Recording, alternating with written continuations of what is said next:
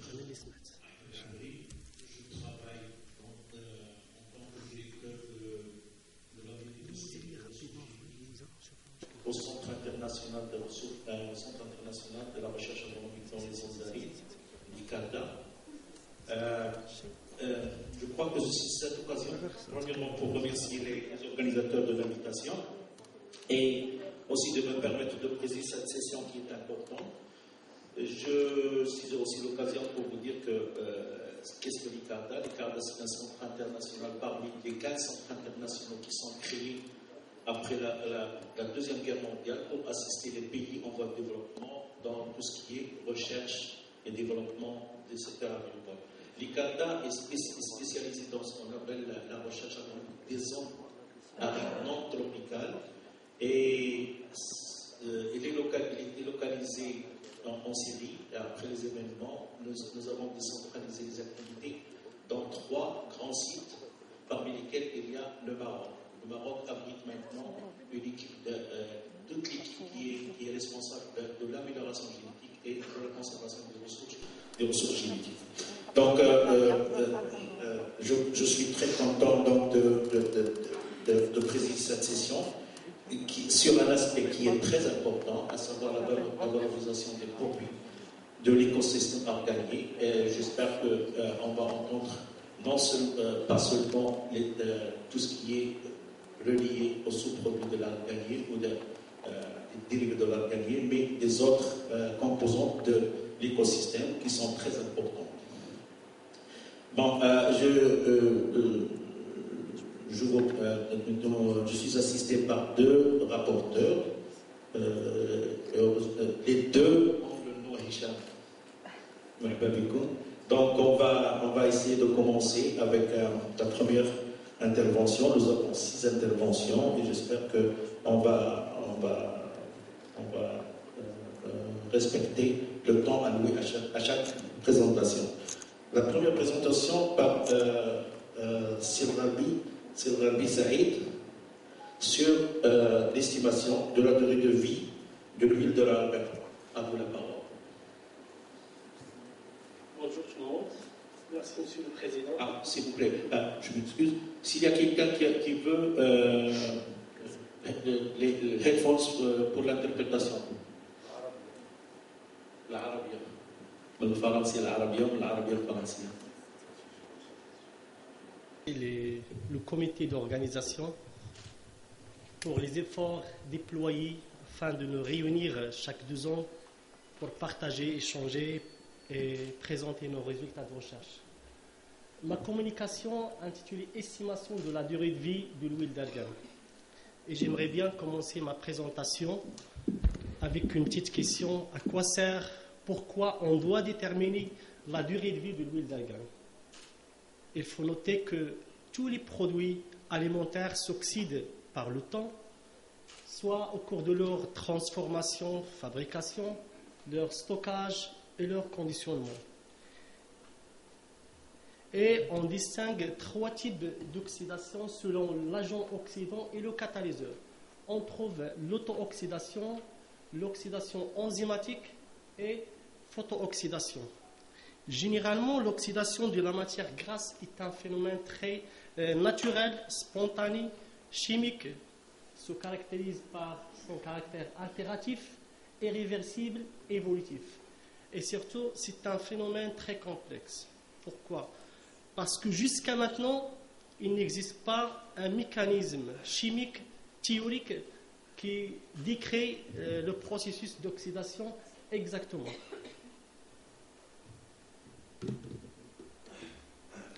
Et cette oxydation a des effets néfastes directement sur le produit.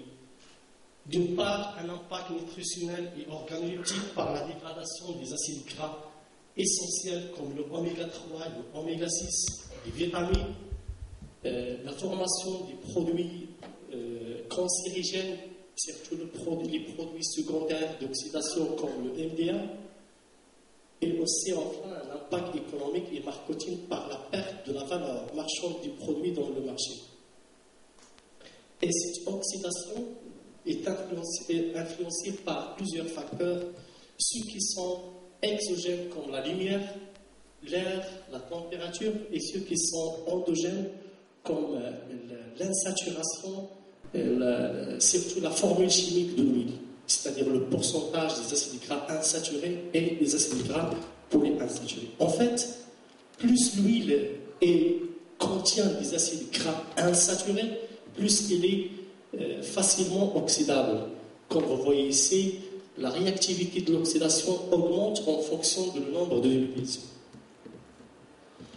Et généralement, le processus de l'oxydation part par 3 étapes: l'initiation, la propagation et la terminaison.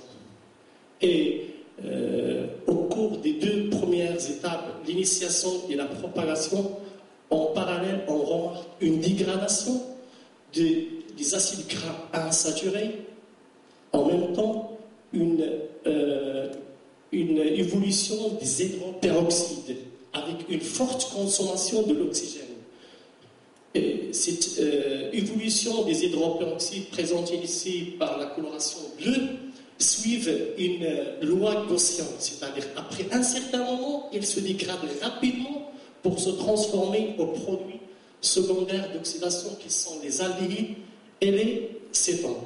C'est pour cela qu'il faut faire attention lors de l'analyse des hydroperoxydes par la méthode de l'indice peroxyde, parce qu'on peut analyser une huile, on trouve un indice de peroxyde très très faible et ça ne signifie pas que l'huile est fraîche, c'est-à-dire qu'il peut être dans les dernières étapes d'oxydation. Alors, c'est pour cela qu'il faut que l'analyse de l'indice de peroxyde n'est pas suffisante. Merci.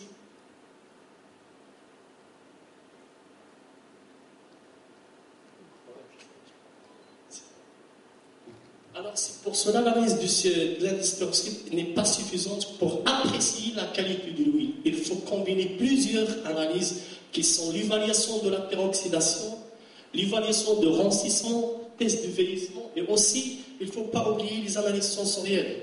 Donc, généralement, pour l'évaluation de la peroxydation, on mesure l'indice de peroxyde, par exemple, l'UV à 282.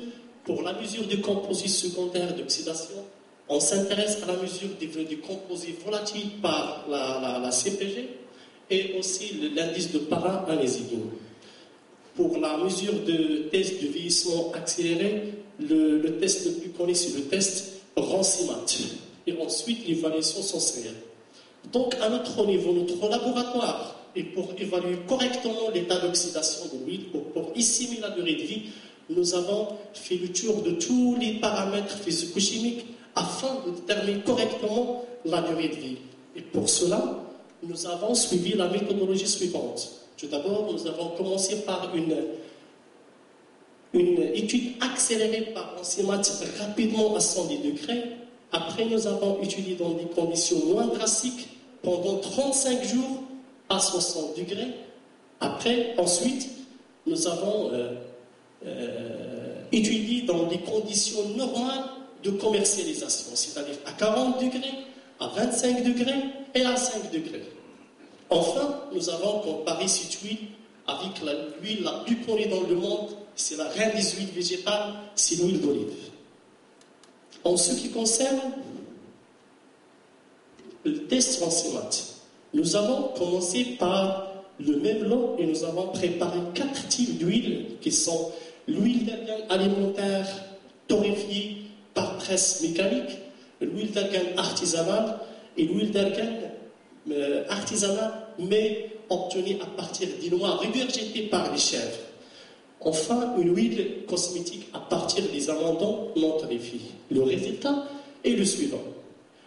Il paraît clairement que l'huile d'argan alimentaire obtenue par presse mécanique est plus stable et sa stabilité peut aller jusqu'à 2 fois l'huile d'argan cosmétique. On n'a pas arrêté à ce point-là. Nous avons comparé cette huile avec toutes les huiles végétales commercialisées au Maroc, surtout les huiles raffinées. Donc les huiles raffinées comme l'huile d'olive raffinée, palme, colza, soja et le tomaso. Donc l'huile d'argan est plus stable, ce qui paraît normal parce que le raffinage élimine une grande partie des antioxydants au cours de ce processus. Et pour approuver ce résultat, nous avons passé à une autre condition moins drastique. C'est à 60 degrés pendant 35 jours.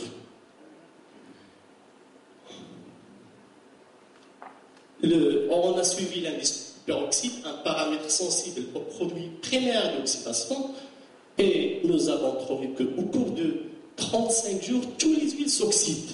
Mais cette oxydation est plus intense dans l'huile cosmétique, présentée ici par la coloration rose. Alors que l'huile alimentaire, elle s'oxyde, mais d'une manière très très faible. Elle reste toujours stable. La même chose pour l'hexana, un indicateur des produits secondaires d'oxydation. Donc c'est presque les mêmes. Et ce travail a été publié en Food Chemistry en 2010. Et pour estimer la durée de vie, nous avons choisi des conditions de commercialisation réelle, à 40 degrés, 25 et à 5 degrés. Donc qu'est-ce qu'on a fait dans cette étude? Nous avons réparti plus que 500 échantillons dans 40 degrés à 25 degrés, la lumière du jour, mais dans 2 flacons différents, transparents et bruns, pour étudier même l'effet de la lumière, et à 5 degrés comme témoin. L'analyse à 40 degrés montre que toutes les huiles s'oxydent, mais cette oxydation est une 3e fois très sensible dans l'huile cosmétique, suivie par les huiles traditionnelles, mais enfin on trouve que l'huile presse mécanique est l'huile la plus stable. La même chose dans le stockage à 25 degrés dans des flacons transparents ou dans des flacons bruns, mais moins intense par rapport à 40 degrés. Cependant, à 5 degrés et pendant 2 ans de stockage, presque tous les paramètres, que ce soit l'acidité, l'indice de peroxyde, les extinctions à 232, à 270, restent presque stables. Un changement de 1 à 2%, 1 à 5%, qui reste toujours conforme par rapport à la norme de l'huile d'argan. Et pour terminer ma présentation, nous avons pensé à comparer cette huile avec l'huile la plus connue, c'est l'huile d'olive. Et nous avons choisi 3 variétés d'huile d'olive, la pécholine, l'arbiquina et la pucuyale. Premièrement, une petite comparaison de la composition chimique. Tout le monde sait que l'huile d'argan est une huile très riche en acides gras oléiques et linoléiques, alors que l'huile d'olive est très riche en acides oléiques. La première différence. La deuxième est que l'huile d'argan contient 2 stérols majoritaires uniques, le scoténol et le spirasténol, alors que l'huile d'olive est riche en bêta-cétostérone. Pour la composition en tocopherol, il faut noter que l'huile d'argan contient 2 à 3 fois plus la teneur des tocophérols par rapport à l'huile d'olive, presque toutes les variétés. Et que l'huile d'argan est très riche en gamma-tocopherol, alors que l'huile d'olive est riche en alpha-tocopherol. Pour la première test de comparaison par Ransemat, on a trouvé qu'il y a quelques variétés comme la pucuyale, la pécholine marocaine, proches à celle de sa stabilité, proche à celle de l'huile d'argan. Mais l'huile d'argan est plus stable à la variété l'arbiquina. C'est la variété la moins stable. Au cours de stockage à 60 degrés pendant 9 semaines, nous avons confirmé le résultat de Ransemat, c'est-à-dire toujours l'huile d'argan présentée ici par la coloration jaune à une évolution très très faible. Et en guise de conclusion, que pour l'huile alimentaire obtenue par presse mécanique selon les normes internationales d'hygiène et de fabrication se conserve plus que 2 ans, mais à 25 degrés, que ce soit dans la lumière ou dans des flacons bruns. Mais pour l'huile cosmétique, à 40 degrés, il ne peut pas dépasser 10 mois. À 25 degrés, 12 mois dans des flacons transparents. Il peut arriver à 17 mois dans des flacons bruns. Mais comme j'ai dit dans les premières diapositives, que l'oxydation est un phénomène spontané, naturel. On peut améliorer la stabilité de l'huile par l'application des bonnes pratiques de fabrication et d'hygiène. Exemple, limiter l'augmentation de la température, surtout au cours de la torréfaction, l'opération de conditionnement des gaz inertes où on injecte aussi l'azote pour éliminer le maximum des molécules d'oxygène, d'ajouter des antioxydants dans l'huile cosmétique, la validation de la packaging doit être barrière à l'oxygène et le stockage du produit fini à l'abri de la lumière. Et je vous remercie.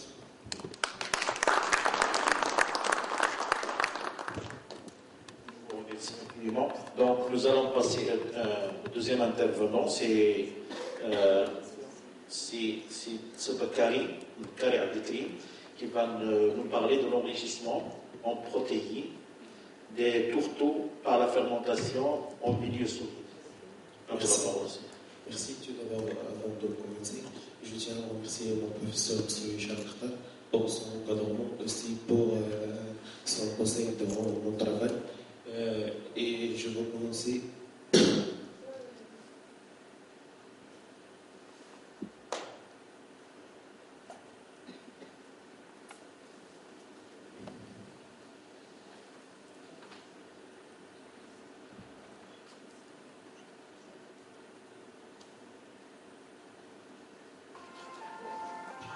Bonjour tout le monde. Ma communication intitulée Enrichissement en protéines du tourteau d'argan par la fermentation en milieu solide. Ce travail est réalisé au sein du laboratoire biotechnologie valorisation de ressources naturelles à la faculté des sciences Agadir.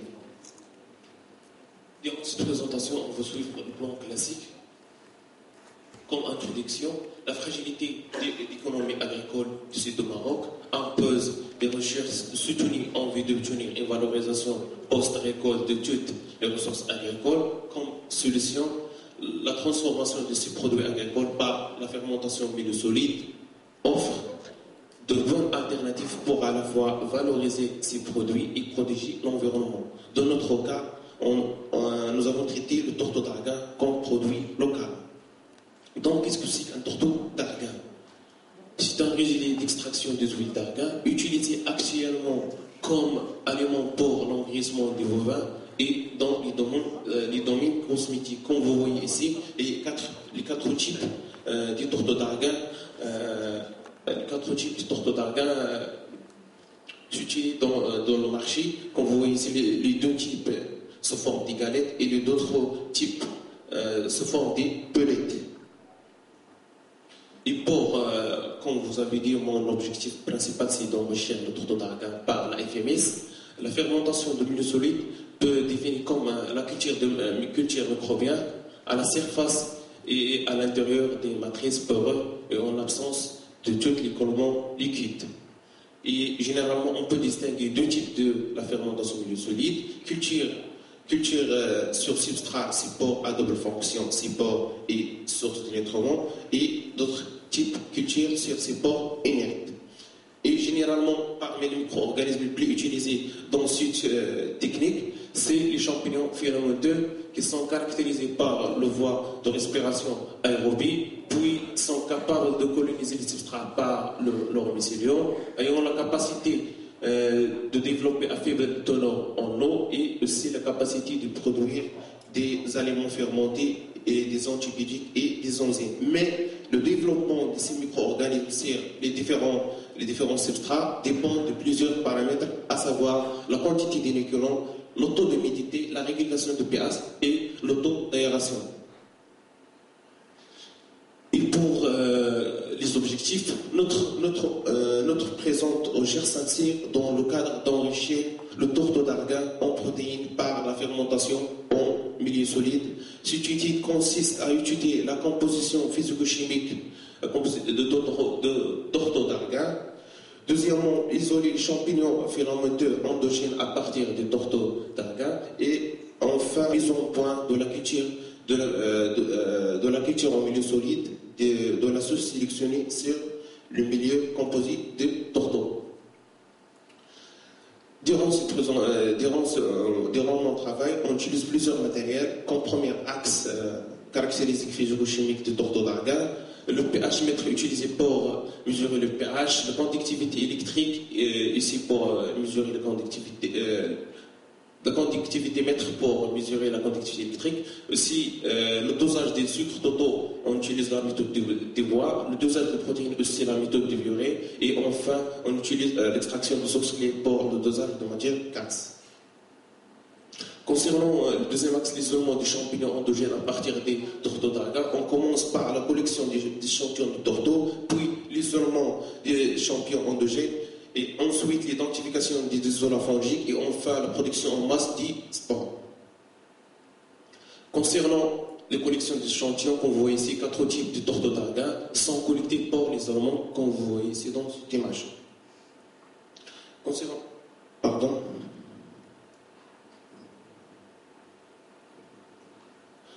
Concernant l'isolement, est réalisé par le contact direct qu'on voit ici. On dispose 3 morceaux de chaque échantillon dans des boîtes de briques dans le PDA et un qui a des températures bien déterminées. Concernant l'identification des champignons, est effectuée par l'étude de leur aspect macroscopique et microscopique et à l'aide des clés d'identification. Pour la production des spores qu'on voit ici dans cette image, on produit les spores en masse dans des airlines et surtout dans le milieu du PDA. Cette méthode permet de calculer l'indice de sporulation, c'est-à-dire le nombre de spores produits par gramme de matière sèche initialement présente dans le milieu du culture. Et le dernier axe de matériel et méthode, intitulé la mise en œuvre des fermentations milieu-solides. On commence par la préparation des substrats de FMIS, puis le montage de bioréacteurs sur le dispositif de la FMIS. Comme vous voyez ici, le dispositif de FMIS utilisé dans notre laboratoire. Numéro 1 indique l'entrée de l'air. 2, un bain thermostaté. 3, les colonnes de Rambolt. On utilise les substrats. Et quatrièmement, la sortie des gazos liés à un respirométre pour mesurer le taux d'oxygène et CO2. Et finalement, la dernière étape, l'analyse d'échantillons fermentés. Concernant la préparation des substrats de FMS, le mélange est composé de tourteaux d'argan torréfiés et pressés mécaniquement, plus des substrats lignocellulosiques. Ce mélange est humidifié, puis stérilisé à 121 degrés pendant 20 minutes, puis incubé dans des conditions aseptiques. Enfin, ces substrats ont été remplis soit dans des bioréacteurs de colonnes avec aération différente, aération forcée de 30 ml par minute, le cas de FMS1, aération de 20 ml par minute, le cas de FMS2, ou bien sans aération forcée, c'est-à-dire aération naturelle, dans le cas de FMS3, dans des airlines. En ce qui concerne les analyses d'échantillons, plusieurs analyses ont été effectuées durant mon travail. Durant la FMS, on a suivi l'analyse du CO2 et O2 par un respirométrie. Et à la fin de chaque 2 heures, on mesure le poids total humide et on fait des observations microscopiques, aussi le poids sec et humide, et la pH, la conductivité de chaque colonne. Et à la fin de la FMS, on mesure on fait les analyses de protéines et des sucres totaux. Concernant les résultats de discussion, on commence par la composition du tourteau d'argan, puis l'isolement et l'identification, et enfin la production d'une colonne, et on termine par l'analyse des échantillons de la FMS. Comme vous voyez ici, dans notre travail, une comparaison de plusieurs paramètres a été effectuée, à savoir le pH, la conductivité électrique, le pourcentage de matière grasse et de protéines entre 2 types de tourteaux. Comme vous voyez dans ce tableau, les 2 types de tourteaux torréfiés et non torréfiés, pressés mécaniquement. On constate une différence significative entre les valeurs de pH et de conductivité électrique chez les 2 tourteaux. Concernant le pourcentage de matière grasse, le matière gaz, on observe une différence hautement significative entre les deux types, mais aucune différence entre les deux types concernant le pourcentage des protéines. Pour l'isomo-identification, nous avons isolé et identifié 60 souches fongiques appartenant aux 4 genres, comme vous voyez ici, le pourcentage de chaque genre. Le tableau illustre la répartition des champignons isolés en fonction du mode d'extraction du tourteau. Vous voyez ici le tourteau obtenu par prise manuelle et le tourteau obtenu par prise mécanique. Et d'après ce tableau, on constate que le tourteau obtenu par prise mécanique, dans le terme qualité, est mieux que par rapport au tourteau obtenu par prise manuelle. Et à cette raison, nous avons choisi ce type de tourteau dans notre étude. Concernant le choix d'inoculants, à partir des champignons collectés et purifiés, 10 souches d'Aspergillus niger ont été isolées et purifiées, et à la base du test de croissance apicale, on a sélectionné la souche qui ayant la croissance apicale plus rapide pour enrichir le tourteau d'argan par la fermentation au milieu solide. Et d'après ce tableau, c'est les souches numéro 4. Et voilà la cinétique de production de l'inoculant sur un milieu gélosé de cette souche BASP numéro 4. Comme vous voyez ici, le 4e jour, on a le taux le maximum de production de spores. Concernant les analyses d'échantillons de la FMS, on rappelle que les 3 FMS ont été effectués, FMS 1 à 30 ml par minute d'aération, FMS 2 à 20 ml par minute d'aération et FMS 3 sans aération forcée. Plusieurs paramètres ont été évalués et à cause du problème de temps, en citant l'évolution de CO2 et d'oxygène, dosage de sucre total et enfin détermination de rendement en protéines. Concernant l'évolution du CO2 et d'oxygène chez les deux FMS 1 et les FMS 2, qu'on voit ici dans les deux figures,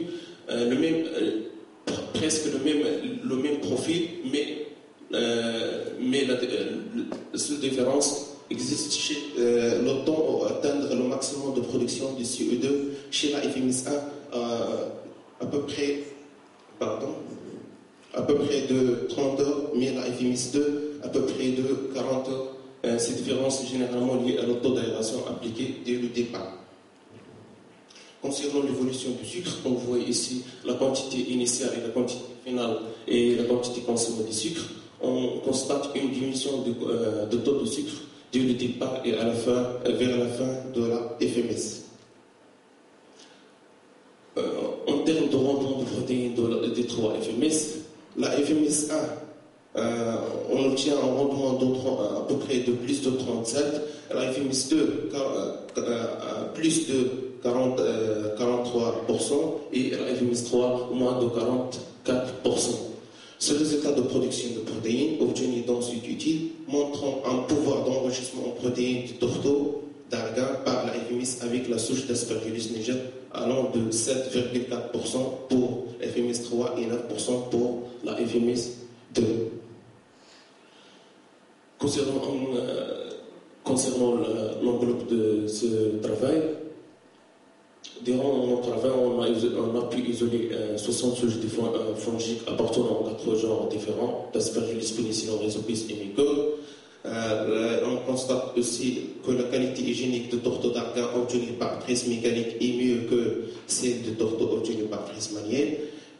Aussi, la souche PSP numéro 4 a été sélectionnée sur la base de sa croissance apicale rapide pour enrichir le tourteau d'argan en protéines par la culture au milieu solide.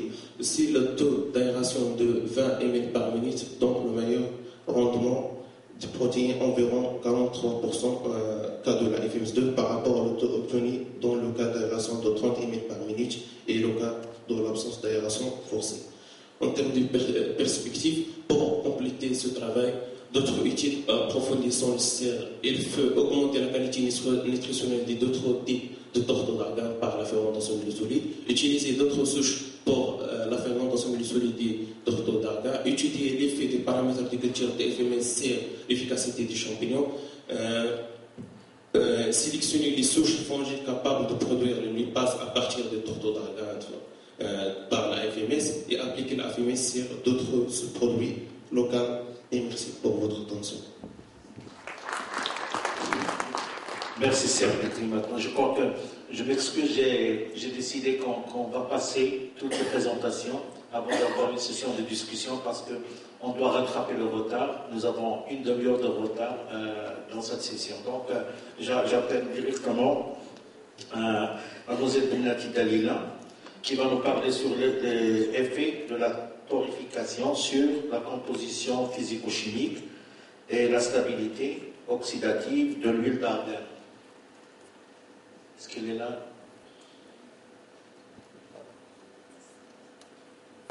Mademoiselle Atifi Hajar, qui va nous parler sur l'effet du stade de la maturité sur la quantité et la qualité de l'huile d'argan. Vous la parole.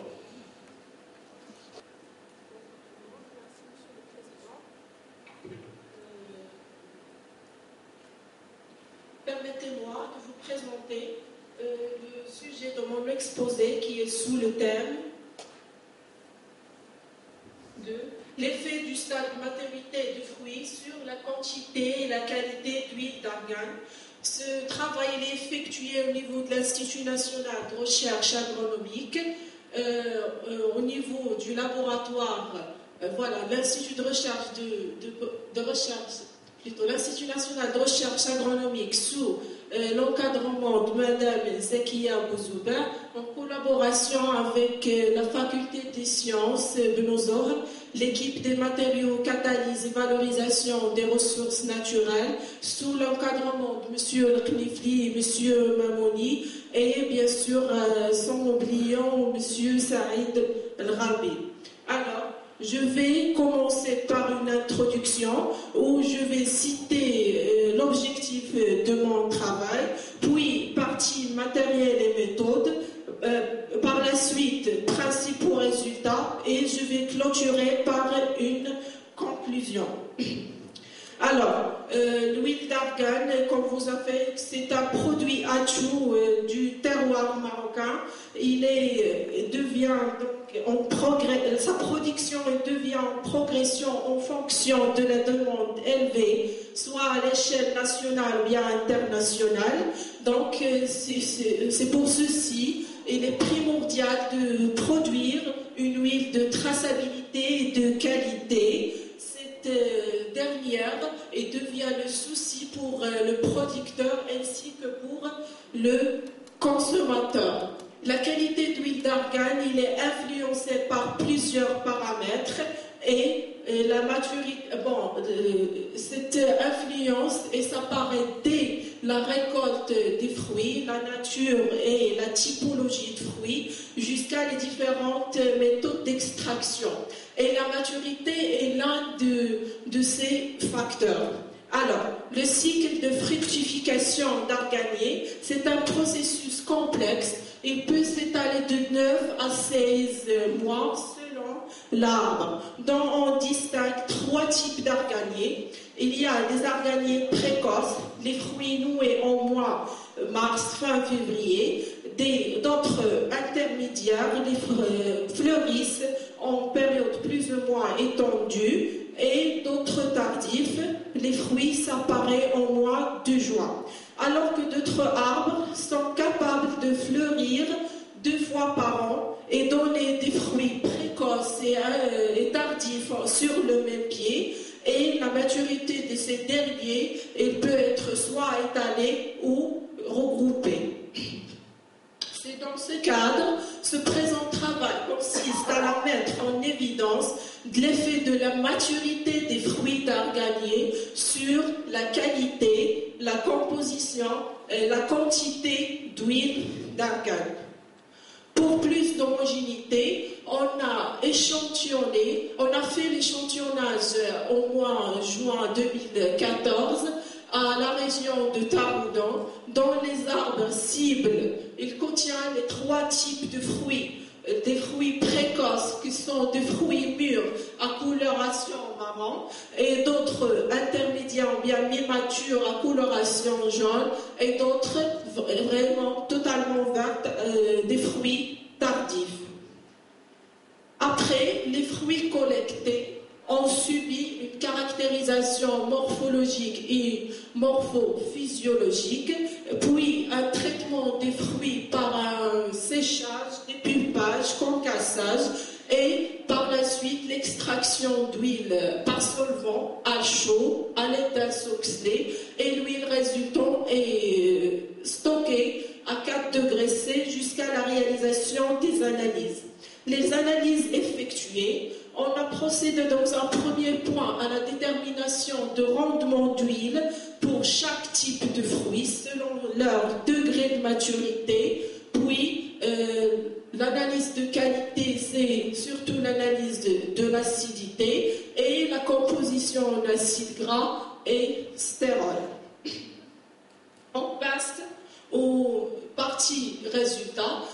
Bon, la figure suivante montre l'effet de la maturité sur la teneur en huile. On observe que la quantité d'huile s'accumule sur les fruits intermédiaires ou bien mi-matures et dans les fruits tardifs avec une légère diminution avec la précocité des fruits. Mais ces résultats ne sont pas assez significatifs pour dire que la maturité a un effet sur la teneur en huile. Puis, c'est pareil pour l'analyse de l'acidité. Les analyses, bien l'étude statistique, ils disent que la différence entre l'acidité et stade de maturité n'est pas assez significative. Bon, l'huile d'argan, c'est un produit de richesse des acides gras saturés et insaturés, et surtout de type oléique, linoléique. Alors, les résultats suivants montrent l'allure des différentes, ou bien des principaux acides gras saturés et insaturés présents dans l'huile d'argan en fonction des différents stades de maturité. On observe alors pour l'acide oléique en haut, il est toujours dans de mêmes quantités et présent dans les différents stades du développement du grain, mais la différence n'est pas significative. Par contre, l'acide linoléique, il s'accumule dans les fruits matures et les fruits tardifs avec une diminution à la fin de l'hypogénèse dans les fruits précoces. Un autre composant majeur d'huile d'argan, ce sont les phytostérols. La cinétique des différentes composants des phytostérols, il présente qu'il existe dans les différents stades de développement de graines, sauf que la spinastérol elle décroît avec la maturité. Cependant, la scoténol, il augmente. Alors, on déduit, ou bien un titre résumé, la quantité d'huile et l'acidité ne sont pas significativement influencées par le degré de maturité des fruits. Alors, ainsi, la teneur en acide oléique n'est pas encore influencée par le stade de maturité. Au contraire, pour l'acide linoléique, il décroît avec la précocité des fruits. Pour les phytostérols, la spinastérol diminue avec la maturité des fruits, alors que pour le scoténol, il accroît. Ces résultats nous permettent de conclure que pour une obtention d'une huile d'argan vierge de qualité oléique linoléique et riche en spinastérol nécessite la réalisation d'une cueillette des graines, soit mature ou tardif. Et pour une huile riche en scoténol, il demande une cueillette des fruits précoce. Alors, la cueillette des fruits tributaire de ce qu'on veut comme catégorie d'huile et son utilisation, ceci pourrait avoir un impact positif sur la valorisation d'huile d'argan. Ces résultats peuvent être pris en considération pour une meilleure valorisation d'huile en vue de préciser la période du cueillette des fruits selon son utilisation et si une meilleure gestion d'arganerie en vue de domestication en verger, l'organiculture et donc sa durabilité. Et merci pour votre attention. Merci pour votre exposé très clair et concis. Donc, nous allons passer à la quatrième présentation de Mademoiselle Zanoun. Merci, Monsieur le Président. Bonjour, honorable audience. Permettez-moi de partager avec vous.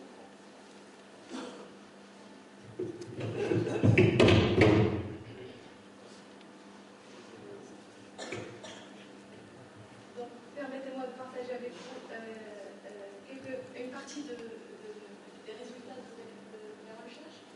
Donc, concernant la contribution à l'étude de l'amélioration de la conservation de l'huile. Donc, tout d'abord, on va commencer par une petite introduction sur l'arganier. Donc, comme vous savez tous, l'arganier, c'est un arbre endémique du sud-ouest marocain. C'est un genre monospécifique, donc du genre arganien, famille des Aptacées. Donc, c'est une essence spécifiquement marocaine. C'est la troisième ressource forestière après, côté superficie après le chêne vert et le lion. Et là, c'est un arbre multi-usage. Son rôle se manifeste par les multiples produits qu'elle procure, à savoir le bois, les feuilles et plus précisément le fruit, dont on extrait l'huile d'herbe.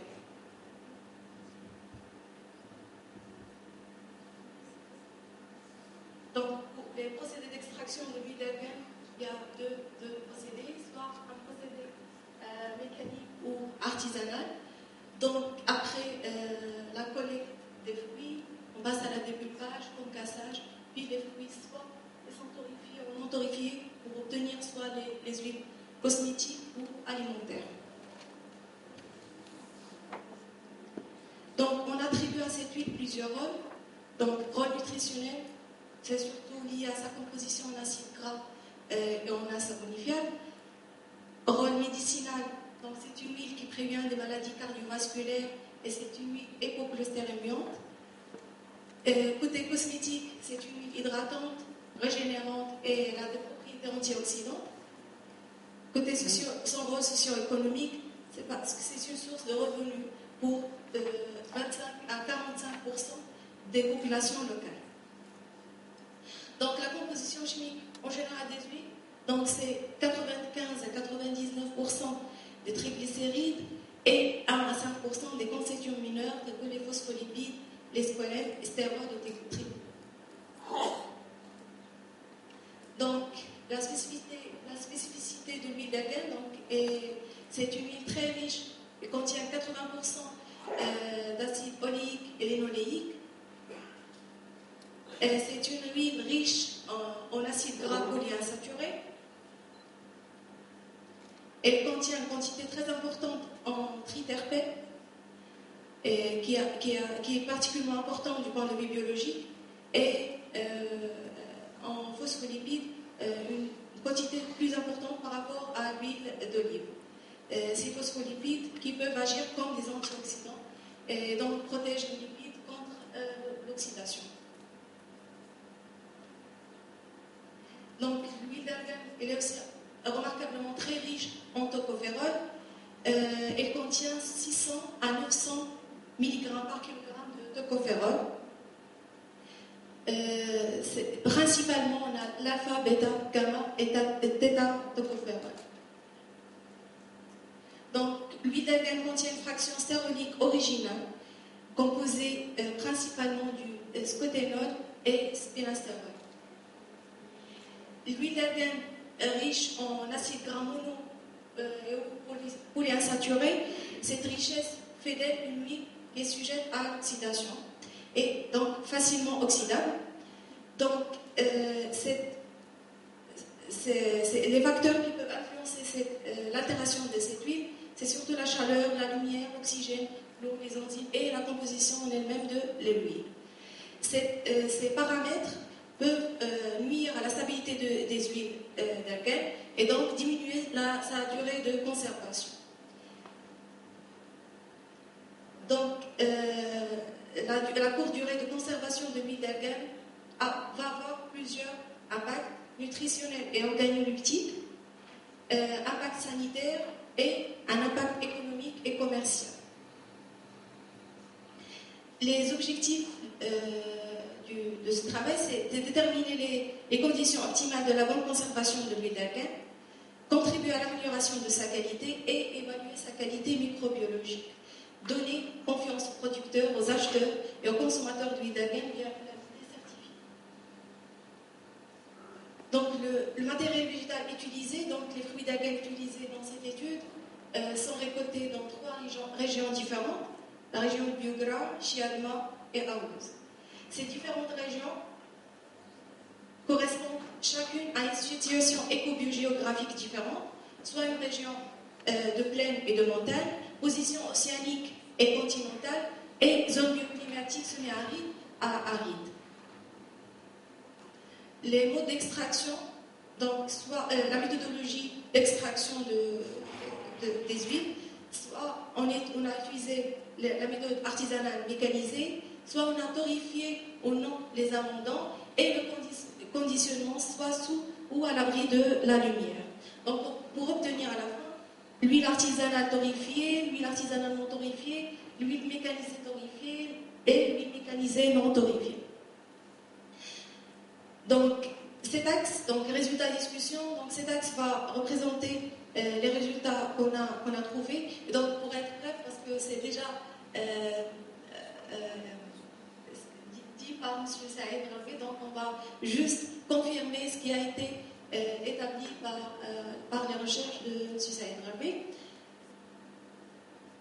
Donc la stabilité, on a étudié la stabilité de l'huile d'argan pendant les 24 mois en fonction de la région de production, la torréfaction, la méthode d'extraction et le mode de conditionnement. Je passe directement aux résultats. Donc l'évolution de l'acidité est étroitement liée à la torréfaction des amendants et le mode d'extraction. Donc l'évolution reste plus faible dans les huiles extraites mécaniquement à partir des amendants torréfiés comparés aux autres huiles. Pour l'évolution de l'indice de peroxyde, donc, on a trouvé qu'il dépend de la torréfaction des amendants et du mode d'extraction. L'évolution de l'extraction spécifique est étroitement liée à la torréfaction et l'exposition à la lumière. Les résultats des analyses de la composition des acides gras avant et après les 24 mois de stockage donc, montrent qu'il n'y a pas une grande différence significative par rapport à la composition des acides gras des huiles étudiées. En deuxième volet, on va étudier l'effet de la torréfication sur la stabilité oxydative des huiles d'argan. On va vérifier ce qui a été étudié pendant les 2 années de suivi. Donc, on va étudier l'effet de la torréfaction sur la stabilité oxydative des huiles d'argan et par la suite, nous déterminerons les grandeurs cinétiques et thermodynamiques de l'huile extraite à partir des amendants torréfiés et non torréfiés. Donc, là, nous remarquons que on a le tableau montre les temps d'induction des huiles extraites à partir des amendants torréfiés et non torréfiés à différentes températures, donc en utilisant le test Rancimab. Donc, comme vous pouvez le voir sur le tableau, les huiles torréfiées, ils ont un temps d'induction qui diminue, donc ils passent de 141 à 3,4 à 140 degrés. Et pour l'huile non torréfiée, donc ça passe de 59,2 à 1,3. Et comme vous pouvez remarquer, l'huile torréfiée enregistre des temps d'induction plus élevés par rapport au non torréfié. Donc, après on a appliqué la méthode d'extrapolation. Pour cela, nous avons exploité les résultats déjà trouvés donc pour les temps d'induction à différentes températures pour prédire la durée de vie de l'huile d'argan à conserver à 20 degrés. Nous avons tracé le graphique illustrant la variation du temps d'induction en fonction des températures sur une échelle semi-logarithmique. La durée de vie est estimée par extrapolation. Et on a trouvé que pour l'huile torréfiée, donc il peut atteindre 2,55 années, alors que pour les non torréfiés, c'est 1,33. le traitement des différentes valeurs de constante de vitesse obtenues à différentes températures nous a permis de tracer la courbe log de K en fonction de la température. Donc, on remarque qu'il y a une linéarité entre les deux paramètres, ce qui prouve qu'il y a une dépendance entre la constante et la température. Donc, ce qui nous a permis de déterminer l'énergie d'activation et par la suite déterminer l'effet de la température sur la réaction d'oxydation. Les grandeurs cinétiques de la réaction d'oxydation accélérée des huiles d'algène étudiées sont présentées sur le tableau. Donc, comme vous pouvez le voir, l'énergie d'activation pour les huiles torréfiées elle est de 90,71, alors que pour les non torréfiées, c'est 94,12. Donc, après, on va déterminer les grandeurs thermodynamiques en utilisant la théorie des rings. Donc, nous allons appliquer la théorie des rings qui introduit la notion du complexe activé, qui est une structure intermédiaire formée à partir des entités réagissantes au cours d'une réaction. Donc, l'état associé au complexe activé est appelé état de transition. Donc, la durée de vie de cet état de transition est extrêmement brève au cas de l'oxydation de l'huile d'algène. Donc, les grandeurs thermodynamiques, enthalpie et entropie trouvées, donc on a trouvé que l'entropie pour l'huile torréfiée et l'huile non torréfiée, elle est négative. Une entropie d'activation négative signale que le complexe activé est plus ordonné que l'état initial. Donc, l'huile torréfiée résiste mieux à l'oxydation. Donc, la stabilité oxydative, on va voir la stabilité oxydative des huiles est fortement liée à la qualité initiale de ces huiles avant conservation. Donc, ce qui nous a amené à faire une étude de la composition initiale de ces huiles. Donc, nous constatons que les valeurs de l'acidité libre, de l'indice de peroxyde et de l'absorbance dans l'ultraviolet sont conformes, ce qui fait que les deux types d'huile sont non oxydés au départ et de bonne qualité et par conséquent sont à classer dans la catégorie d'huile d'algène extra vierge selon la norme suivante. Donc d'après ces résultats, on peut tirer deux constatations. Donc la teneur de l'huile d'algène en composés mineurs bêta-carotène, phosphore, phospholipides, tocopherol augmente sous l'effet de la torréfaction. La meilleure résistance à l'oxydation de l'huile d'algène torréfiée est principalement due aux teneurs élevées en composés mineurs, bêta-carotène, phosphore, phospholipides et tocopherol. On passe à notre axe, c'est l'étude de l'amélioration de la conservation de l'huile d'algène. Donc, l'initiation, pour les... on va, dans cet axe, on va étudier l'enrichissement des huiles d'algène par des antioxydants naturels. C'est pour augmenter sa durée de conservation. Donc, là, l'huile d'algène, puisqu'il est très riche en acides gras polyinsaturés, donc, comme on l'avait dit, elle est sujette à l'oxydation. Donc, dans cette étude, on va tester les huiles essentielles. Pardon ? En 2 minutes, s'il vous plaît. D'accord. Merci. Donc, on va utiliser. Donc, au départ, on utilise les composés phénoliques synthétiques, donc le BHA et le BHT. Ces antioxydants synthétiques et sont cancérigènes, d'où l'étude, donc l'intérêt d'améliorer la conservation en ajoutant des huiles essentielles naturelles. On a utilisé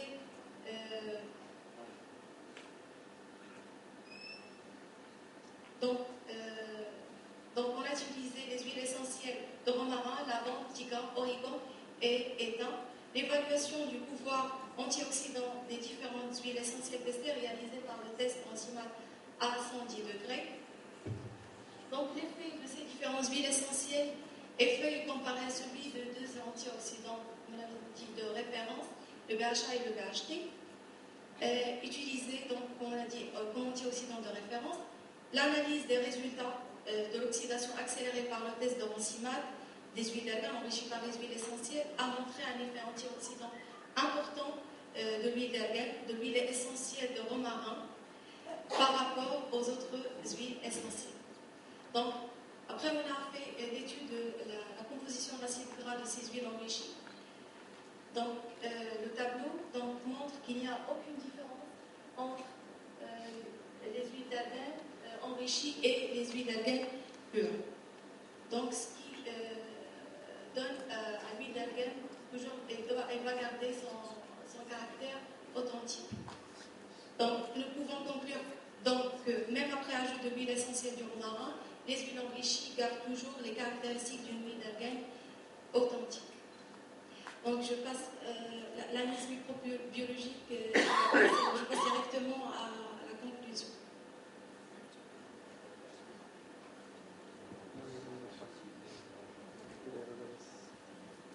Oui.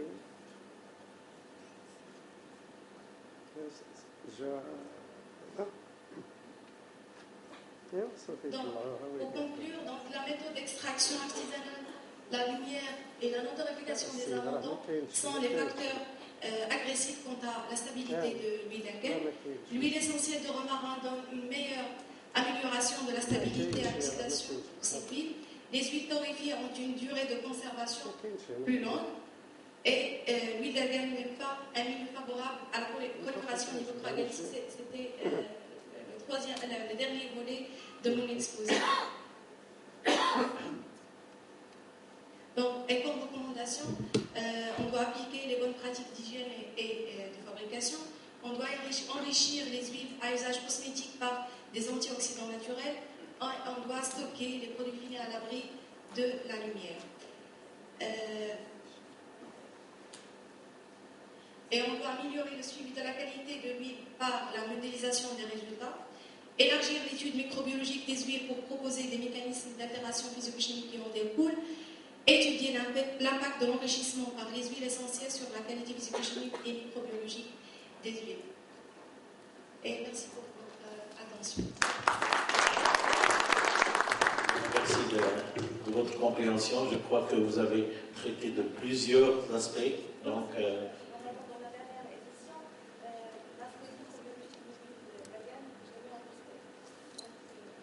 s'il y a quelqu'un qui va apprendre plus sur cet aspect, il n'a qu'à contacter mademoiselle. Donc, nous allons passer à la dernière présentation qui sera donnée par madame Zoubida Sarouf. Et sur l'intitulé est Aroma Relevant Volatile Compounds of Markers for the Sensory Quality of Argan Oil. Je crois que la traduction, ce sera les composantes aromatiques volatiles comme marqueur de la qualité sensorielle de l'huile d'argan.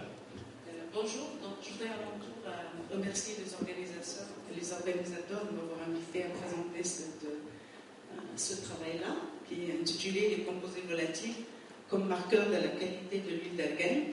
C'est un travail qui a été mené dans le cadre d'une collaboration avec un Max Rögler Institute qui se trouve en Allemagne, et que normalement c'est mon collègue Bertrand Matos qui devait donner cette présentation. Donc on m'a demandé de le faire, je vais essayer de le faire. Donc d'abord je vais, après une introduction, parler de l'objectif de ce travail, ensuite décrire la méthode et vous donner les résultats auxquels on est arrivé. Alors il y a un petit décalage, hein, je ne sais pas pourquoi, mais on n'arrive pas à avoir la même configuration. Alors, donc, vous savez que toutes les huiles, il y a des critères de pureté et de qualité pour l'évaluation des huiles comestibles. Donc, pour pouvoir vendre l'huile, maintenant les consommateurs sont de plus en plus exigeants, de même qu'il y a des normes qu'il faut respecter. Donc, quand on parle de l'huile, donc il y a des critères de qualité, il faut donc, des critères de pureté, il faut donc respecter la norme en vigueur, Et cette norme est basée sur la composition en acide gras, en tocopherol, en stérol. Et pour pouvoir commercialiser l'huile aussi, on n'avait pas le droit d'avoir des contaminants. Tout est réglementé. Par exemple, les benzoapyrènes, si mes souvenirs sont bons, ils ne doivent pas dépasser 2 ppb, donc ce qui est très peu. Il ne faut pas qu'il y ait de phtalate, ça c'est la réglementation européenne. Vous ne devez pas avoir de phtalate, bien entendu, les pesticides, on le sait depuis longtemps, et les autres produits. Alors bien sûr, vous pouvez vous baser sur des composés qui sont très intéressants, comme les tocophérols, les stérols, Q9, Q10, etc. Ça, c'est des marqueurs qui sont positifs, qui vont vous aider à commercialiser votre huile. Pour ce qui concerne les caractéristiques de qualité, évidemment, il y a tout ce qui a été dit, que ce soit l'acidité, l'indice de peroxyde, les différents indices, etc. Mais il y a également l'évaluation sensorielle, qui est quelque chose de très important. Bien sûr, il y a le point de fumée, etc. Donc, pour nous, on considère que l'évaluation sensorielle de l'huile est l'une des caractéristiques de qualité les plus importantes pour les huiles comestibles. Donc, c'est ce qui maintenant se fait. On ne veut plus consommer une huile plate qui n'a aucun goût, mais on va vers, vous avez vu un peu ce qui se passe avec l'huile d'olive, on va vers des huiles fruitées, des huiles avec un goût, pas uniquement consommer n'importe quoi. Et c'est sur ça qu'on va travailler. Je voudrais juste parler un peu de ce qu'on a fait avant, toujours dans optimiser un peu l'extraction et avoir déterminer les déterminants de la qualité. Dans notre laboratoire, on a essayé de regarder l'itinéraire technique de l'huile, depuis l'arbre jusqu'à la commercialisation. Et donc, on a étudié plusieurs facteurs. Et je ne m'attarde pas là-dessus parce que tout est publié et peut être accessible à tous les chercheurs.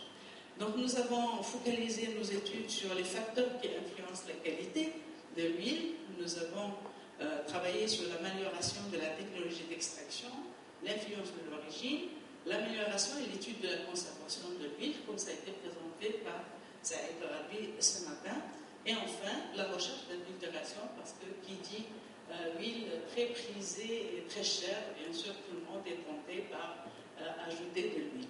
Alors, sur ce dernier point, notre laboratoire Biopoint Technique, qui est maintenant utilisé partout, aussi bien par le HCCE que par des pays européens et nord-américains, et qui consiste en fait à se baser sur la teneur en cholestérol. Donc je ne vais pas non plus m'attarder trop là-dessus, parce que ma communication c'est plus sur le profil sensoriel, mais on peut suivre ce schéma-là pour savoir par quelle huile on offre la telle huile. Juste quelque chose qui personnellement me tracasse, mais je suis sûre que les politiques c'est pareil, que pratiquement on peut dire que 50% des produits commercialisés au Maroc sans frelaté, hélas. Et ça, c'est pas moi qui l'ai dit, moi je l'ai trouvé il y a longtemps, mais la communication dans la journée qu'a organisée le professeur Abdelhamid, c'était des professionnels qui l'ont dit. Il y a 50% de l'huile d'argan frelatée qui circule dans le Maroc. Donc il faut faire très attention à cet aspect-là. Alors, pour ce qui concerne l'évaluation sensorielle de l'huile d'argan, on a beaucoup travaillé sur l'huile d'olive dans le monde entier. Il y a peu de travail qui a été fait concernant l'huile d'argan, notamment en déterminant les attributs de qualité et les défauts. Donc, il y a eu déjà quelques formations qu'on a fait, que ce soit notre association avec Slow Food, qui a organisé un atelier pour former les producteurs à cette évaluation sensorielle de l'huile d'argan. Il y a un travail aussi qui a été fait par la région Fusnazat et avec l'ITER, également pour former sur cet aspect-là. Et tout le monde s'accorde à dire que c'est quand même un travail peu économique, malgré que c'est très intéressant. Et ça demande beaucoup de travail. Pour évaluer une huile, il faut minimum 5 personnes qui donnent un peu l'évaluation. Et après, vous faites une moyenne de ce qui a été décidé. Alors, pour ce qui concerne l'huile d'argan, Voici quelques résultats. Les attributs positifs, c'est une noisette, que tout le monde connaît, quand on déguste l'huile d'argan. C'est le torréfié, ça aussi c'est un attribut positif, ou le grillé, mais il y a aussi quelques défauts qu'on retrouve comme dans l'huile d'olive, à savoir le chaumet, le rance, le moisi et le brûlé. Le brûlé le brûlé c'est spécifique à l'huile d'argan, qu'on le retrouve quand il y a des torréfactions excessives. Alors quelque chose qu'on ne trouve pas dans l'huile d'olive, et qui est caractéristique de l'huile d'argan, c'est quand ça sent un petit peu la chèvre. Enfin, et ça provient des doigts qui sont regurgités par la chèvre. Et là, il y en a plusieurs, malheureusement, je vais vous présenter le résultat qu'on a trouvé dans les huiles qui sont commercialisées en Allemagne et en Suisse, puisque c'est un travail qui a été fait en collaboration avec des instituts allemands. Alors voilà un petit peu cette slide. Qu'est-ce que vous voyez le plus? C'est le rouge. Alors le rouge, c'est quoi? C'est les défauts. Et ça, c'est des échantillons qu'on a récoltés dans le marché allemand et le marché suisse, et qui démontrent clairement que l'huile d'argan commercialisée est, hélas, pas de bonne qualité. Et ça, on l'a vu quand on accompagne quelques coopératives, quand on les accompagne dans les salons, on leur montre l'huile d'argan produite par... Je ne défends pas les coopératives, mais disons que quand l'huile est bien tracée, avec une trace avec des précises, et bien produite selon les normes qui sont utilisées, qui sont décrites dans le cahier de charge de l'IGP Argan, on arrive à trouver une huile de très bonne qualité. Et ces gens-là, dans les salons, ils nous disent, mais ça, on n'arrive pas à le trouver sur le marché. Qu'est-ce qu'il faut acheter? Et on m'a toujours dit, quelle huile il faut acheter? Alors, donc, je commente d'abord cette diapositive. Alors, vous voyez les défauts qui sont en rouge et les attributs positifs en vert. Et donc, sur les 17 échantillons qu'on a trouvés, malheureusement, ils ont tous des défauts. Ils ont pratiquement tous des défauts. Bon, j'insiste sur ça parce que ça fait quand même mal au cœur qu'on présente une mauvaise image du Maroc, un mauvais produit. On est le seul à produire, on doit faire des efforts dans ce sens. Alors, quand on nous pose la question, que faut-il acheter? Ben, je leur dis, on a travaillé sur l'indication géographique protégée de l'huile d'argan, acheter les huiles avec un label IGP parce que c'est produit avec un label, avec un cahier de charge qui est respecté par un certain nombre de producteurs. Il est vrai que tout le monde n'est pas encore ce signe distinctif, mais je pense, et je profite d'avoir le micro pour ne pas parler que de science, mais dire aussi que le Maroc a tout à gagner en faisant la promotion de cette indication géographique protégée. Je sais qu'elle n'est pas encore inscrite en Europe, malheureusement, mais ça ne va pas tarder, et je crois que l'ONSOA fait beaucoup d'efforts, et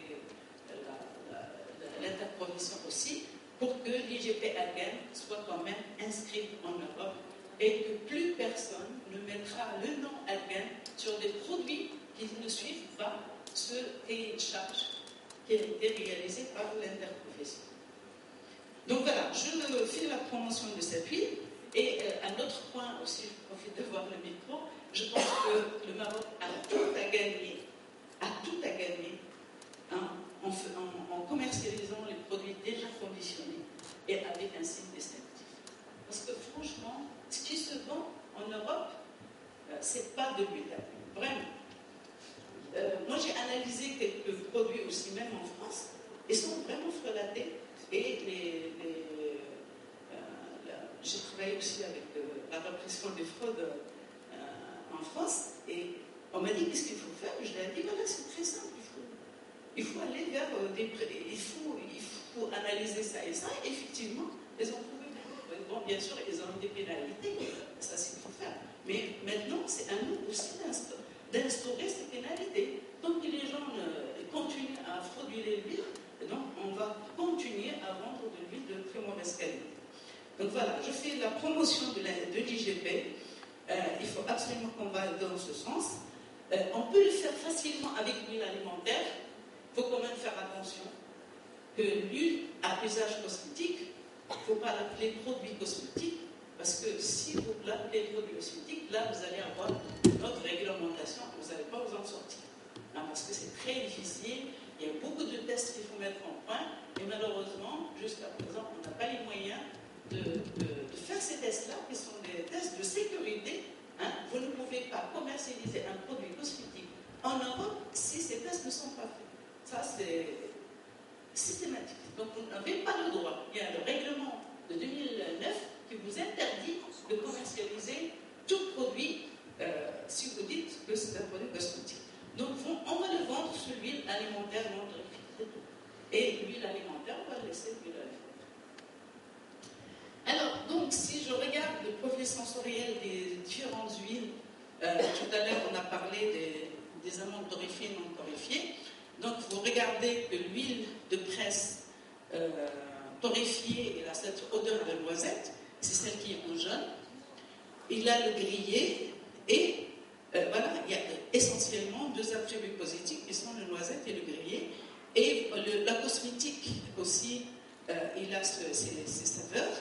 Par contre, l'huile issue de la chèvre, vous avez vu ses défauts. Hein, donc, il y en a qui l'appellent chèvre, le défaut animal. Il y en a qui disent, mon collègue allemand, je ne suis pas tellement d'accord avec lui, il l'a appelé du Roquefort, je dis quand même, par rapport à mes amis français, là, le Roquefort. Donc, cet attribut négatif, on n'a pas encore défini exactement. Alors, pour étudier la conservation de l'huile, on l'a étudié, Saïd a présenté ses résultats, mais ce qui est intéressant aussi, c'est de présenter le profil sensoriel en fonction de la conservation. Et là, vous avez cette slide-là qui représente un petit peu ce qu'on a trouvé en 20 semaines, quand on a conservé aussi bien l'huile alimentaire, donc provenant des graines torréfiées. Alors, je commence par celle qui est tout à fait à gauche, là, c'est la non torréfiée, c'est ce que vous appelez c'est ce qu'on appelle l'huile à usage cosmétique. Donc, vous voyez que au départ, on a des attributs positifs, nati, hein, les noisettes, et au fur et à mesure, ben, ça se transforme en des défauts. Hein. Ça confirme aussi ce qui a été trouvé pour l'indice de peroxyde et pour les autres paramètres. Par contre, l'huile à usage alimentaire, regardez que pendant les 20 semaines, on n'a pas fait plus que 20 semaines, à 20 degrés, ben, l'huile alimentaire, elle a gardé ses attributs positifs. Donc l'huile d'argan à usage alimentaire produite par la presse et garde ses attributs positifs pendant les 20 semaines à 20 degrés. Qu'en est-il de l'extraction artisanale? C'est le graphique qui vient juste après. Au début, vous avez cet arôme de l'huile artisanale. D'ailleurs, il y en a beaucoup qui disent ben, on préfère l'huile extra artisanale à cause de son arôme, son goût.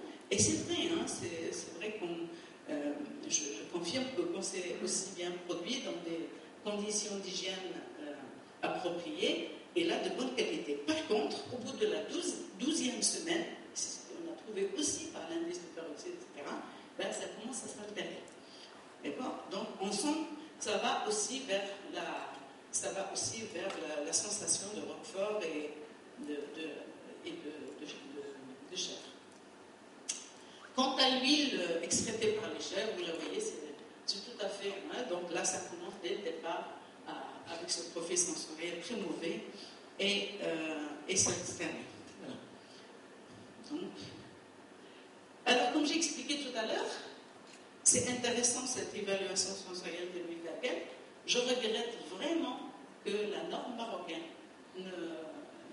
n'inclut pas, comme c'est le cas de l'huile d'olive, le profil sensoriel. Je crois qu'on a tout à gagner, de même que le cahier de charge de l'EGPL. Donc, je pense je recommande que ce soit la norme et le cahier de charge inclut le profil sensoriel de l'huile d'argan. C'est sûr que c'est très prenant, c'est peu économique, mais il faut le faire. Et c'est la raison pour laquelle nous avons pensé, est-ce qu'il y a une méthode analytique qu'on peut utiliser pour remplacer un petit peu le panel de dégustation. Bon, ça a été fait avec l'huile d'olive, mais on n'est pas, je ne vous cache pas qu'on a eu très peu de moyens pour faire cette étude, mais on voulait se focaliser uniquement sur quelques attributs négatifs qui viennent des noix qui sont regurgitées par la chèvre. C'est uniquement ça. Parce que distinguer entre les différents terroirs, etc., ça va être très compliqué. Donc, est-ce qu'on peut donc trouver un moyen analytique qui peut nous dire, au lieu que ce soit l'homme, le panel de dégustation, qui peut nous dire, cette huile-là, elle provient bien des chèvres. Donc, c'est ce qu'on a essayé de faire. Alors, vous savez comment ça marche. Donc, vous avez votre huile, vous avez des produits fixes, vous avez aussi des produits volatiles. Et ce que vous sentez, c'est uniquement je suis en train de schématiser, vous sentez uniquement les produits volatiles, ça passe dans le cerveau, et c'est ça qui vous donne la sensation, est-ce que c'est noisette, est-ce que c'est grillé, est-ce que c'est la chèvre. Alors ce qu'on a fait, c'est ça, voilà un petit peu les échantillons qui ont été récoltés au niveau de l'Allemagne et la Suisse, et voilà ce qu'on a essayé de trouver. Donc schématiquement, je schématise, franchement, je ne suis pas très douée dans la technique, mais mon collègue, malheureusement, qui n'est pas venu, il aurait pu mieux vous l'expliquer que moi. Schématiquement, c'est pratiquement la même chose. Donc, vous avez en haut le panel et en bas la machine. Donc, il s'agit de trouver les constituants volatiles que vous pouvez sentir, mais que par la méthode technique, vous pouvez analyser par chromatographie en phase gazeuse. Et à la fin, vous allez dire que tel produit, c'est telle structure. Alors, comment avons-nous fait? On a utilisé la technique Headspace, qui est corrélée avec une chromatogaz pour la spectrométrie de masse, et en même temps un nez pour sentir l'odeur. Donc voilà schématiquement ce qu'on a fait. Donc en haut, c'est le panel, c'est la personne là qui va sentir le produit. Donc l'huile, les substances volatiles sont extraites et sont introduites dans la colonne de chromatographie et sont séparées, et on ne divise à la sortie de la colonne, c'est divisé. Il y a un qui va vers le nez pour sentir le produit, et l'autre qui va vers le spectromètre de masse pour détecter la structure du composé qu'on a senti. Donc on est capable de dire que le ronce est dit à tel composé, le noisette est dû à tel composé. C'est ça en fait le truc. Ça a été assez compliqué, ça a duré 6 mois pour voir un petit peu tous les produits. Donc je vous présente maintenant en haut l'huile non torréfiée, donc l'huile à usage cosmétique. Voilà le profil sensoriel, les différents pics. Chaque pic correspond à un composé et correspond à une odeur.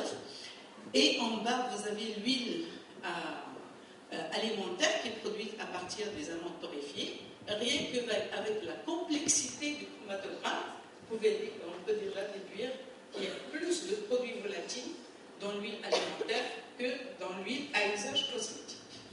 Et là où je veux en venir, c'est l'huile préparée avec les noix regurgitées par les chefs. On a trouvé des produits assez particuliers, et on a même essayé de voir des traceurs de cette huile produite à partir des chefs. Nous l'avons identifié, c'est le 2-méthylbutyrique, l'acide 2-méthylbutyrique, ainsi que l'acide 3-méthylbutyrique. Donc ce sont ces deux composés-là qu'on a trouvés qui caractérisent un peu l'huile produite à partir de la chèvre. Après, on a fait l'analyse par composante principale. Ce sont nos échantillons achetés, et on voit qu'ils se groupent à partir de cette analyse, qu'ils se groupent par groupement de composés. On le voit qu'ils sont bien distincts. Ceux qui sont produits à partir de torréfiés, non torréfiés, et à partir de la chèvre. Donc voilà un petit peu ce qu'on a trouvé. Je pense que c'est une méthode qui a été statistiquement validée. Il va falloir continuer un petit peu pour avoir un peu plus d'échantillons. Mais pour conclure, donc, l'évaluation sensorielle, comme j'ai dit au départ, est très consommatrice de temps, donc elle est peu économique. Mais faute de moyens, on peut continuer à la faire, parce que nous, au niveau du Maroc, je vois le professeur Antari qui a beaucoup travaillé dans cet aspect-là. On a des experts, des panels qui font partie des panels. On peut tout à fait contribuer par le panel, mais il faut quand même le mettre dans cette norme et le mettre aussi dans le cahier de charge de l'IGP. Donc, une approche analytique et l'isolement des composés volatiles par headspace et une séparation par chromatographie en phase gazeuse, en combinant les méthodes statistiques, a pu être mise en place. Donc, plusieurs produits ont été identifiés et caractérisés pour différentes huiles. On a même maintenant 2 composés qui sont des marqueurs de l'huile qui viennent des chèvres, comme j'ai expliqué tout à l'heure, et la séparation des différentes catégories d'huile d'argan par analyse en composants principales a pu caractériser différentes classes de produits. Quand on a fait, donc je vous présente mon collègue Bertrand Matos et son équipe là. Quand on a fini ce travail, ce qu'on a fait, il nous restait 200 €.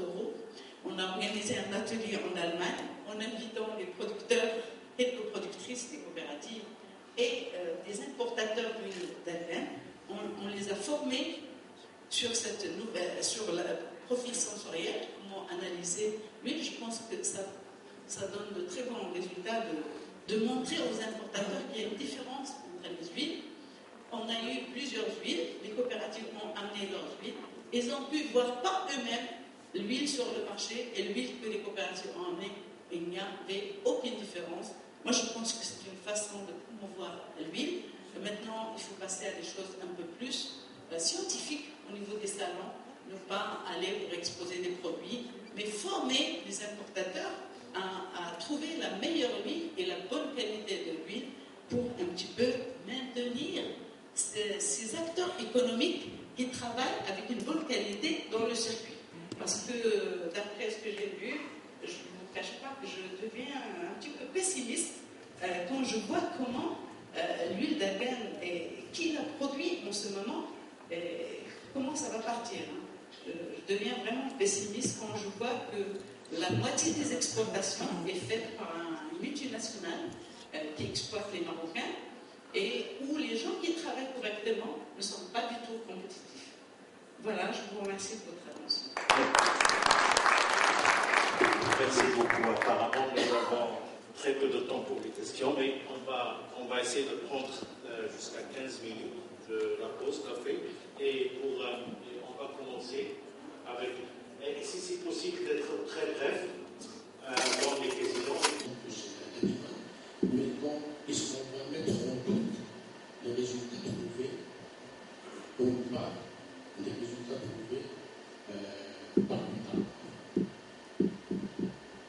Il y a beaucoup de recherches qui se font maintenant au Maroc avec notamment les résultats de recherche, aussi bien sur l'animal qu'on a vu à la souris que le charbon, mais il n'y a pas de l'État dans les résultats. Merci.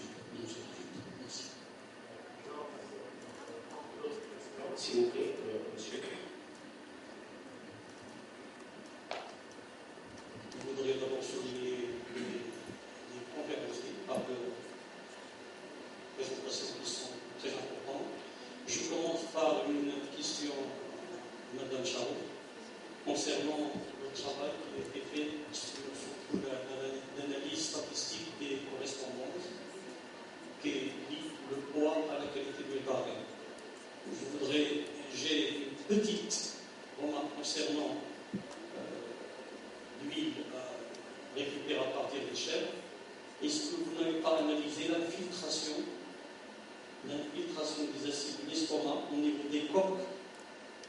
C'est pour ça donc qu'il y a toute différence concernant les autres huiles.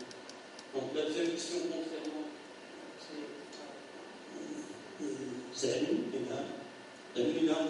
il a trouvé une valeur très importante concernant l'énergisation des réactions de l'huile d'argan, surtout les réactions d'oxydation. C'est une valeur qui m'a vraiment donné une idée très importante parce que nos laboratoires de l'énergie solaire et notamment nous avons travaillé sur l'énergie d'activation des produits sur produits organiques. Et en fait, nous avons trouvé cette énergie d'activation, elle est la même, si je veux dire, la même avec lui. Donc, c'est des choses que je vais exposer tout à l'heure concernant ce travail-là. C'est très important, c'est comme valeur, parce que ça donne aussi une stabilité concernant tous les produits de ce produit organique. Merci. Ma question, en fait, j'ai deux questions qui sont adressées à Mme Charouf.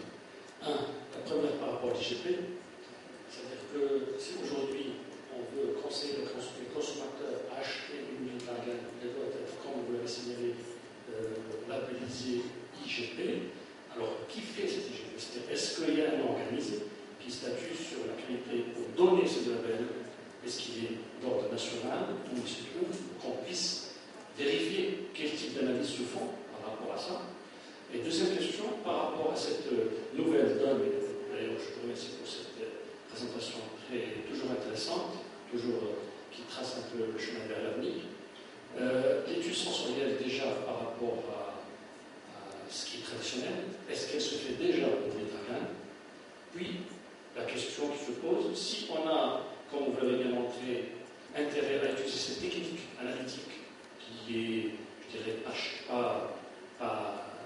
peut-être cher, si on a le matériel qu'il faut, si on l'avait à Rabat ou comme ça, par exemple, est-ce qu'il est projeté de faire ce type d'analyse à un prix qui va être abordable pour l'industriel qui fabrique de l'huile pour pouvoir statuer sur sa qualité organoleptique? L'université de Agadir. Donc, c'est pour tous les participants. Donc, ma question s'adresse à M. Rabé. Donc, vous avez signalé que les huiles préparées par le cristal mécanique sont plus stables que les huiles préparées traditionnellement ou artisanalement. Donc, on veut savoir pour quelles raisons. Est-ce que la composition chimique de ces huiles sont pareilles ou il y a une différence dans les mesures? Alors, juste une petite question, une petite précision que je demande à Mme Charouf concernant le couplage qu'ils ont fait, qui est assez original, d'une méthode d'analyse, je pense, de chromatographie et phase gazeuse, avec un nez, je ne sais pas si c'est un nez artificiel ou un nez humain. Voilà, donc je voulais juste avoir une précision sur ce point. Est-ce qu'il y avait un humain derrière qui restait chose complémentaire au moment du déroulement de la chromatographie ou comment mais sur le protocole, comment c'est organisé, parce qu'on sait que c'est pas toujours évident. Merci.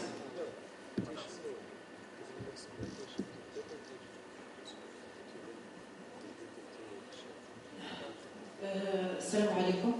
Je représente, je suis Madame Mariam Agoura, je représente l'Office national du conseil agricole.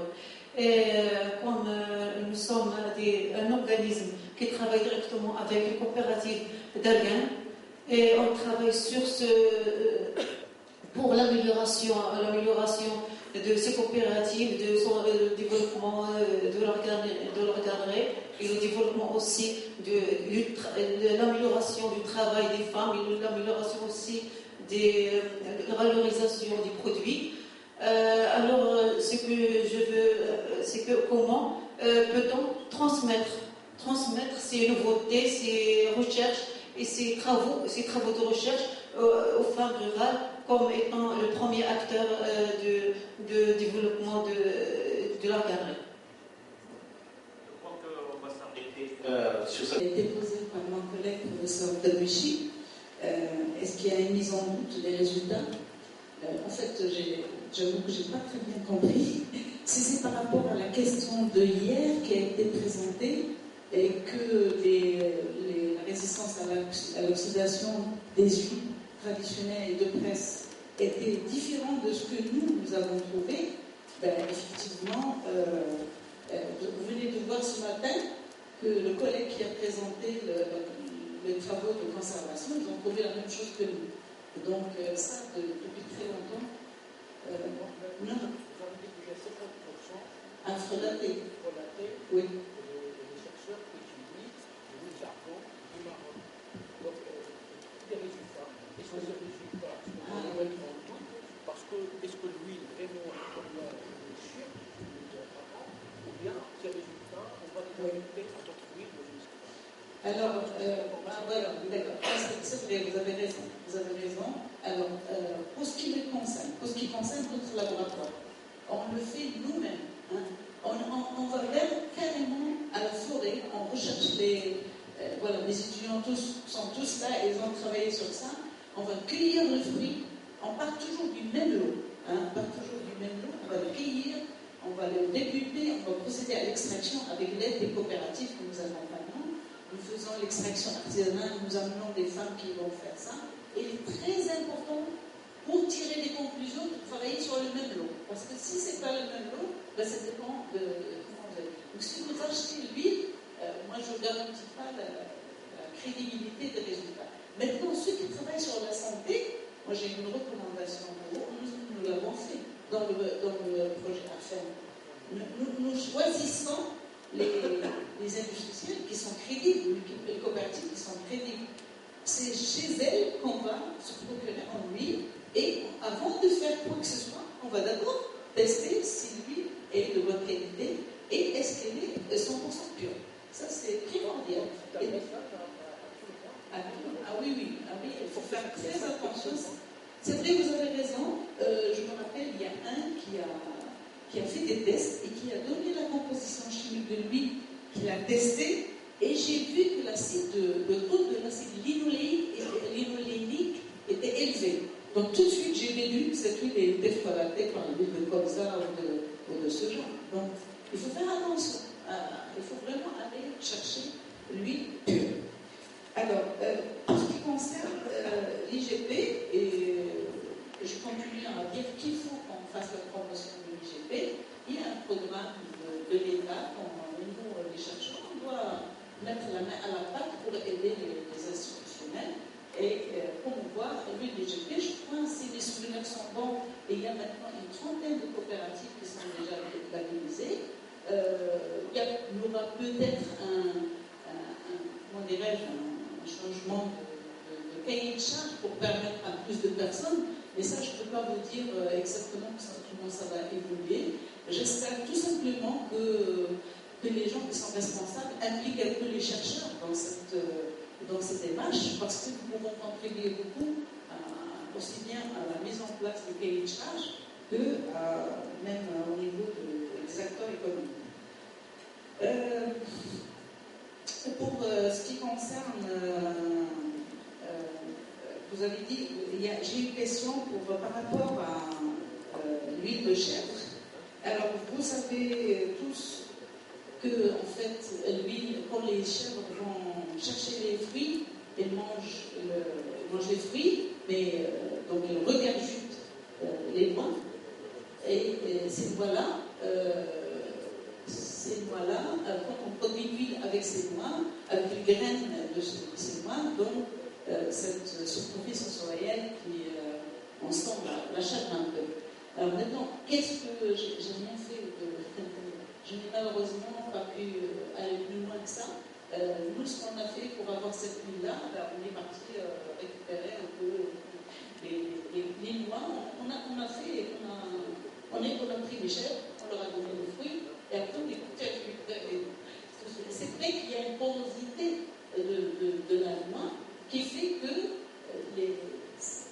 les excréments de chèvre s'infiltrent dans l'amande, et c'est l'amande qui après sent cette odeur. Bon, maintenant, il y aura peut-être d'autres personnes qui peuvent aller plus loin pour faire cette étude-là. Alors, le couplage CPG, est-ce que c'est un nez humain ou un nez artificiel? Cette partie technique, c'est mon collègue, mais je pense que c'est un nez humain, parce qu'on avait une petite chinoise là, qui travaillait vraiment pendant 6 mois, il n'a fait que ça. Franchement, d'ailleurs, mon collègue me dit, c'est dommage, ma stagiaire, elle est partie, je ne pourrais pas faire plus. Mais il a fait un excellent travail pendant, il était en post-doc, et pendant 6 mois, elle n'a fait que ça. Donc, mes étudiants sont aussi partis dans ce laboratoire, mais 4 étudiants sont partis dans ce laboratoire, ils ont appris beaucoup de choses, mais ils n'ont pas travaillé sur le nez. Alors, par rapport à Mme Mariam Agolan, excusez-moi, juste une dernière réponse, Mariam Agolan, nous sommes tout à fait prêts à disséminer nos résultats auprès des acteurs économiques, qui sont coopératifs ou petits industriels ou grands industriels. Et donc, d'ailleurs, même c'était prévu qu'on fasse quelque chose dans ce sens dans le cadre du congrès, mais c'était trop juste pour préparer l'aide. Voilà, merci. Merci beaucoup. Je crois que Mme Sanoun a une question. C'est un commentaire, donc c'est bien. Je crois que je peux permettre pas des questions, mais des petits commentaires de moins d'une minute. Presse et huile artisanale, il faut aller voir le procédé d'extraction. Donc, l'huile traditionnelle, on utilise de l'eau tiède. Et l'eau, c'est le premier élément d'oxydation.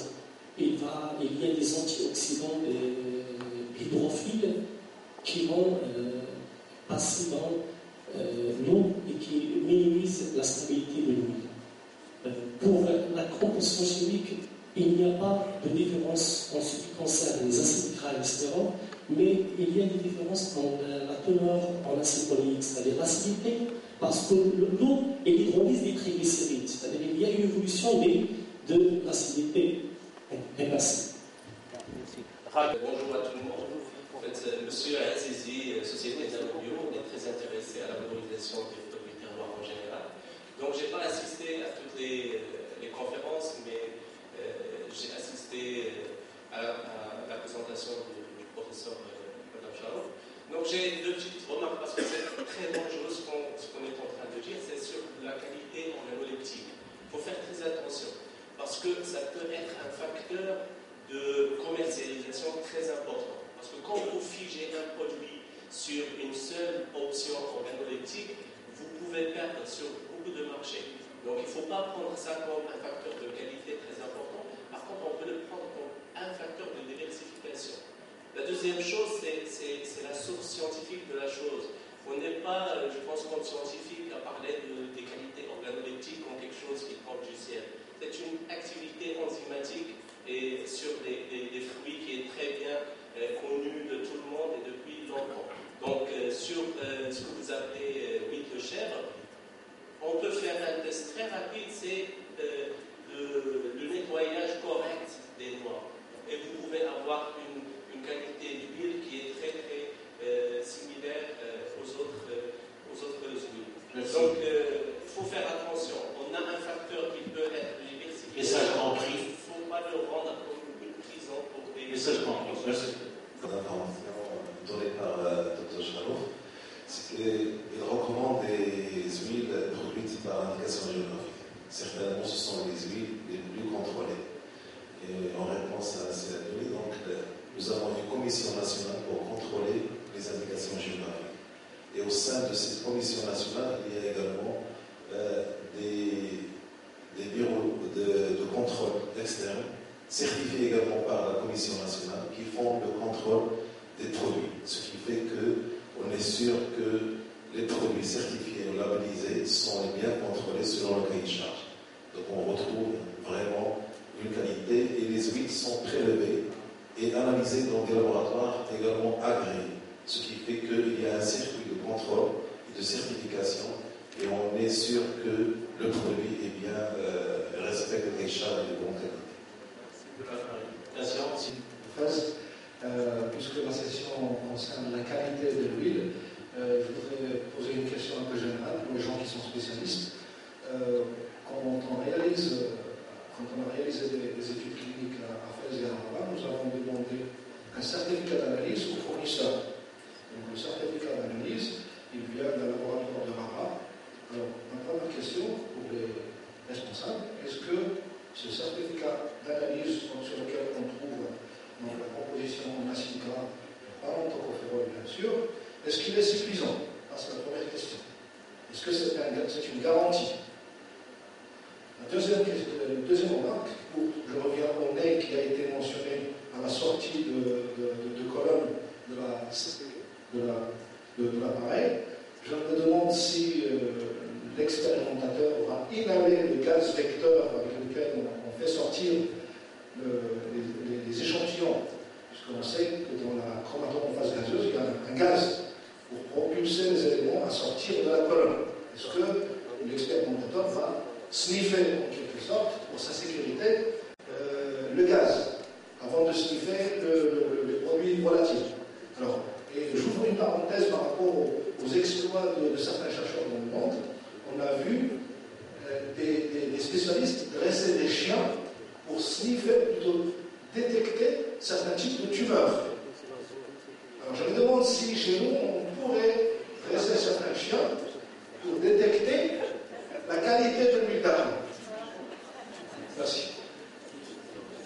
Qui ont fait des présentations qui sont diversifiées et intéressantes.